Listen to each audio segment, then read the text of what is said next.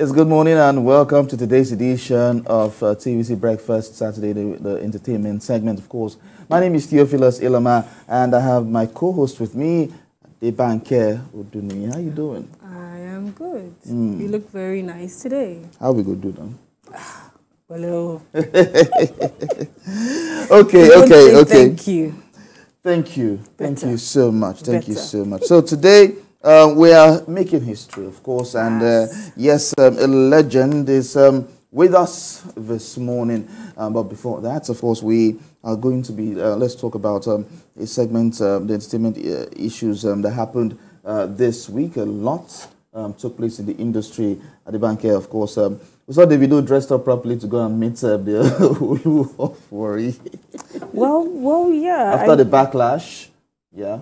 Yeah, I mean, Davido is, I feel like he's a very respectful person. I haven't met him before, but I feel like he's a very respectful person and that he will do what he's supposed to do. But another aspect to that conversation is the fact that Wizkid, like we said last week, has been throwing shades, even this week also. Yeah. But Davido has not responded to him in any way. Till now. And I mean, I am a proud Davido fan, and today I say it again that I'm a proud Davido fan. He's very respectful. All right, so of course we have two guests this morning. We are going to be having the legendary Bongos Ikwue, and of course later on we have Demi Okolanwo, who will be joining us quite shortly. But standing by is Bongos Ikwue, who's a Nigerian singer and songwriter, and born on the 6th of June 1942 in Utupu in Benue State. Of course, the song we played earlier is that of him and his daughter. Of course, that's Bongos Ikwue in flesh and blood, of course, join us from Abuja. Good morning, and thank you very much for joining us at this time. All right, it's quite exciting to have you at this point, and of course, listening to your songs growing up brings a lot of memories. So, for instance, what's gonna be is gonna be. What goes up must come down. Those are songs that still relatable up to this time. Tell us now, what led to the lyrical content in your songs at the time? Thank you very much indeed. I think I need to make some correction right away. I thought what goes up would always come down, but they don't come down anymore. There's a level of correction there. Nothing goes up now and comes down. And another thing that goes up and never comes down also is age. Yeah. True. Okay, so looking at your lyrical content, it was it's quite relatable to this time. What informed the writing of your songs at the time? And also just the sound. I think with songwriting, all one needs to do is just look at the surroundings, look at what's happening around one, and then just say it like it is. Okay, I see that 2 years ago you dropped a song with Two-Face. The name is Still Searching. I mean, tell us about this song. I mean, I know that he's also from Benue State like yourself, but I want you to just give us the story behind the song and the collaboration also. Well, thank God Almighty, I stopped searching as soon as I found my wife. Do you hear that? Yeah. Thank God I'm searching as soon as I I mean, you have found your wife. I have not found somebody. Theophilus has found somebody. I'm wishing you all the very best. I'm hoping that you'll soon find somebody. Your voice sounds very pretty, very nice to hear. I'm sure you look as good. You look as good as you sound. Oh, thank you very much. I wish you all the very, very best indeed. Thank you. But I see that when you were younger, you were one of the individuals that were chosen to welcome the late Queen Elizabeth II to Nigeria. I want you to talk about that. I mean, not a lot of us would ever have that experience ever. So I want you to just tell us what happened that time. Just take us back to the history. It was in 1956 in Jos, and I was in St. Luke's primary school. And the Queen came to Jos in 1956. I think she stayed at the Hill Station Hotel in Jos. and happened to be one of the young boys, little boys, who was chosen to go welcome the Queen. I think the most historic thing about that event was that just before we went to welcome the Queen, I particularly had to tie the white bandage around my left arm.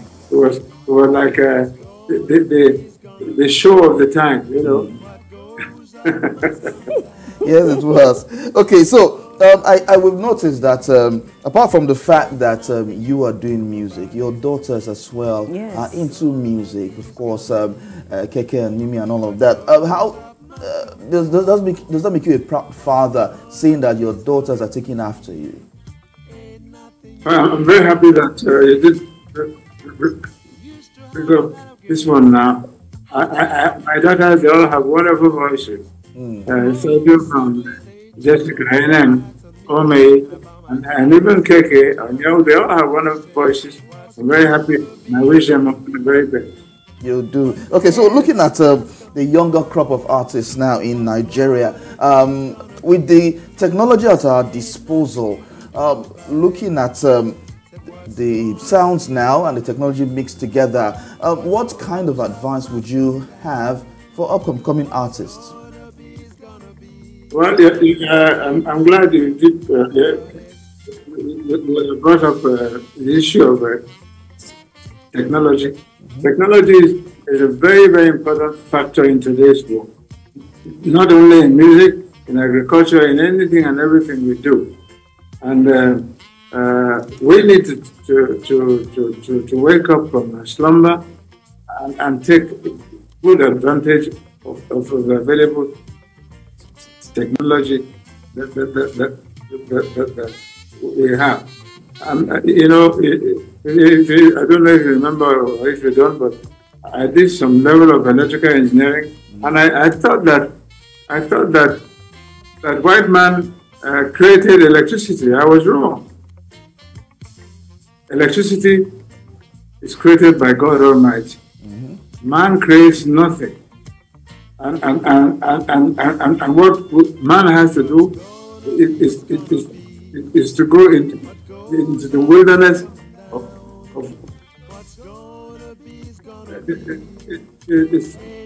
go in the wilderness that there and begin to discover things.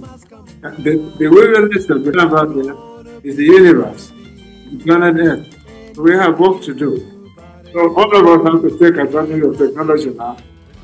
All of us in the music industry, the AI is there for everybody to take advantage of. And I believe that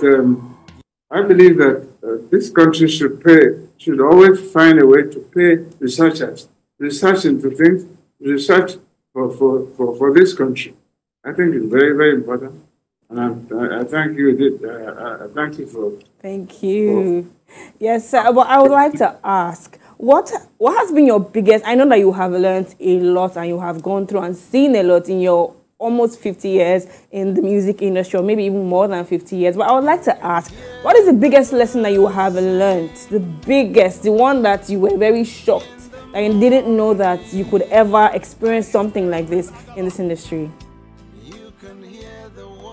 I'm not sure exactly what you mean, but I've seen so many changes. When I was a little boy, for example, in my own village in Tripo, my town in Tripo, the train will pass, the train will pass the town and the city like 3 times every blessed day. Now my children don't even have trains. All right, so in all of these things now, what do you think about everything happening in the music industry? We'll see beefs and banters here and there, artists calling themselves out and saying unprintable things about each other. What's your concern about the music industry? first of all, I have a philosophy. In this world that I live in, any human being that I see standing in my front is better than me. So I don't say nothing derogatory about any human being. I talk to you, I believe you are greater than me, and I owe you the respect of a human being each time I see you. You see, right now I'm working on the power of zero. And I'll give you each time you say anything derogatory about another human being, you are bringing your own self down. For example, I know a lot of people who are drivers get angry when the driver stands in their front with their own hand in their own pocket. Remember that the driver's hand belongs to him, the pocket belongs to him. And you are the one that is blocking your ego to bring another problem upon yourself by going in that direction. Let people be as they are. Learn to respect another human being and keep like that. And I believe that this world will change drastically. Okay, thank you so much, sir, for that answer. But my question is going to be a close second. Yes, we in the music industry, Nigerian artists are going beyond the borders. They are doing great stuff like you have said. However, I want you to speak to the tastefulness of the lyrical content of the songs that come out from a majority of the artists here. They sing about different things, and I want you to speak to that. Do you think that we can use that people, or rather artists, can use the sound to maybe champion a particular cause? What do you think about the lyrical content? Content is very, very important.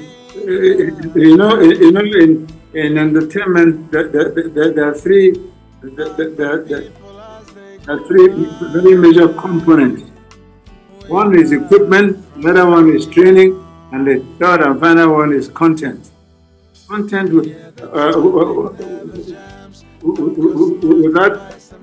good equipment, your content has no meaning. Without training, so the three components are very important. All artists strive to maintain content quality. Okay. All right. So, in all of these things, what has so far been your high point? Okay, before I ask you that now, I've seen some videos where people refer to you as a family man back in the time when you're always on tour and all of that. How did you manage the career and family life together? Well, it's in this world you cannot eat your cake and still keep it. So if you decide to play music, and you must also know that it carries a lot of tours and there's a lot of ups and downs. So. Okay, thank you so much, sir. But I want to ask, who were your biggest influence, especially when you started your music career? Because your sounds, or rather, when you started, people like us were not born. So listening to it now, it sounds really different. You get. So I want to know who were your biggest influence.